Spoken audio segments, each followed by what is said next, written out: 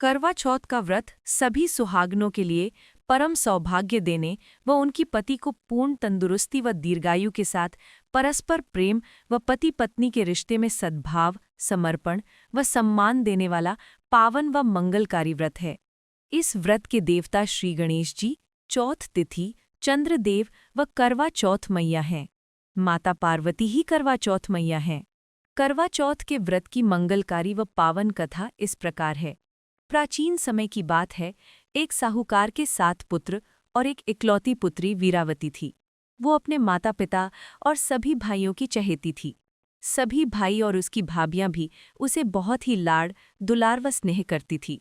शादी के बाद प्रथम करवा चौथ पर वो अपने मायके आई, तो उसने अपनी भाभियों के साथ करवा चौथ का व्रत रखा। शाम होते होते वो भूख और प्यास से व्याकुल हो उठी। उसने निर्जला व्रत रखा था। उसने सुबह से कुछ भी नहीं खाया पिया था। शाम को उसके भाई जब कामकाज से घर वापस आए तो उन्होंने अपने लिए खाना लगवाया और जैसे ही खाने को बैठे उन्होंने अपनी बहन को भी आमंत्रित किया कि वो भी आकर उनके साथ भोजन करे। बहन ने उन्हें बताया कि आज करवा चौथ का व्रत है, वो उनके साथ भोजन नहीं कर सकती। वो चंद्रमा को अर्घ देकर ही भोजन कर सकती है। सबसे छोटे भाई ने देखा कि उनकी बहन भूख से आकुल व्याकुल हो रही है। उससे अपनी बहन की हालत देखी नहीं गई। उसने अपने भाइयों के साथ मिलकर एक योजना बनाई। फिर उन्होंने दूर पीपल पर एक बड़ा दिया जलाकर रख दिया और उसके आगे एक छलनी टिका दी। अब दूर से देखने पर चंद्रमा का आभास हो रहा था, जैसे कि चतुर्थी का चांद निकल आया हो। एक भाई ने अपनी बहन से जाकर कहा कि देख बहन, सामने चांद निकल आया है, अब तुम उसे अर्घ देकर भोजन कर सकती हो। वो खुशी खुशी भागकर छत पर गई। उसे भाइयों की इस योजना का आभास नहीं हुआ। वो अपने भाइयों के झूठ को सच जानकर उस नकली चंद्रमा को अर्घ देकर खाना खाने बैठ जाती है। जैसे ही वो पहला टुकड़ा अपने मुंह में डालती है, उसे छींक आ जाती है। दूसरा टुकड़ा मुंह में डालती है तो उसमें बाल निकल आता है। जैसे ही उसने तीसरा टुकड़ा मुंह में डालने के लिए हाथ उठाया तो उसे उसके पति की मृत्यु का समाचार मिलता है। वो बौखला जाती है। उसकी भाभी उसे सच्चाई बताती है कि उसके भाई स्नेहवश उसे भूखा नहीं देख पाए और उसे जल्दी भोजन खिलाने के चक्कर में उन्होंने उसे झूठे चंद्रमा को अर्घ दिलवाकर उसका व्रत खंडित करवा दिया है। करवा चौथ का व्रत खंडित होने के कारण देवता उससे नाराज हो गए और उन्होंने उसे दंडित किया है। सच्चाई जानने के बाद वीरावती संकल्प लेती है कि वो अपने पति का दाह संस्कार नहीं होने देगी। वो अपनी भूल का करवा चौथ माता से प्रायश्चित करेगी। वो अपनी भक्ति व सतीत्व से अपने पति को पुनर्जीवन दिलवाकर ही रहेगी।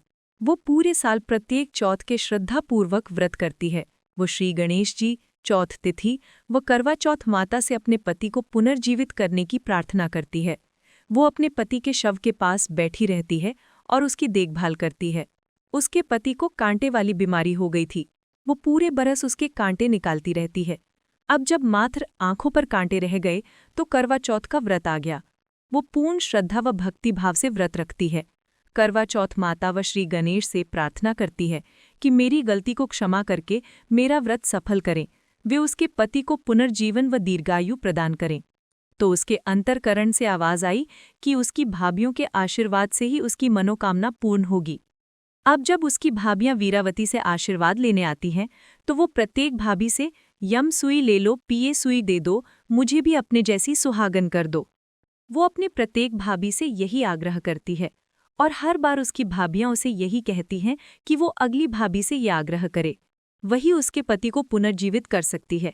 इस प्रकार जब छठे नंबर की भाभी आती है तो वो उससे भी यही आग्रह करती है। तो वो उसे बताती है कि सबसे छोटे भाई की वजह से उसका व्रत खंडित हुआ था, इसलिए उसकी पत्नी को ही ये शक्ति प्राप्त है कि वो तुम्हारे पति को पुनः जीवित कर सकती है।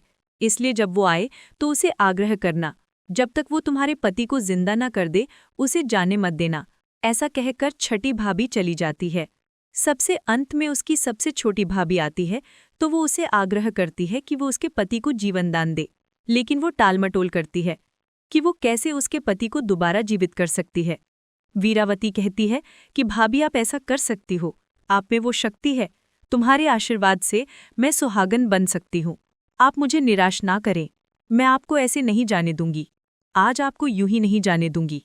अंत में वीरावती की श्रद्धा व दृढ़ विश्वास को देखकर वो उसका आग्रह स्वीकार कर लेती है वो उसके पति के आंखों के कांटे जय श्री गणेश, जय करवा चौथ मैया कहकर निकाल देती है। वो अपनी सबसे छोटी उंगली चीरकर उसके पति के मुंह में उंगली से टपकने वाले अमृत को डाल देती है।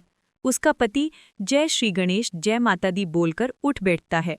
वीरावती खुशी के मारे आनंदित हो जाती है। कहती है, हे गणेश जी, हे करवा चौथ मैया, जिस प्रकार मुझ पर कृपा की है, सभी सुहागनों पर कृपा करना। जो भी करवा चौथ का व्रत करके श्रद्धा से इस कथा को सुनेगा, उसके पति को उत्तम स्वास्थ्य व दीर्घायु प्रदान करना, अखंड सौभाग्य का वरदान देना। जयकारा गौरी नंदन श्री गणपत गणेश जी का, जयकारा करवा चौथ मैया का। बोल सांचे दरबार की जय। ओम नमो भगवती करवा चौथाय नमः। अगर आपको ये वीडियो अच्छी लगी हो और आप ऐसी ही और वीडियोस देखना चाहते हैं तो इस वीडियो को लाइक करें, चैनल को सब्सक्राइब करें, वीडियो को शेयर करें ताकि और लोग भी इस वीडियो का आनंद ले पाएं।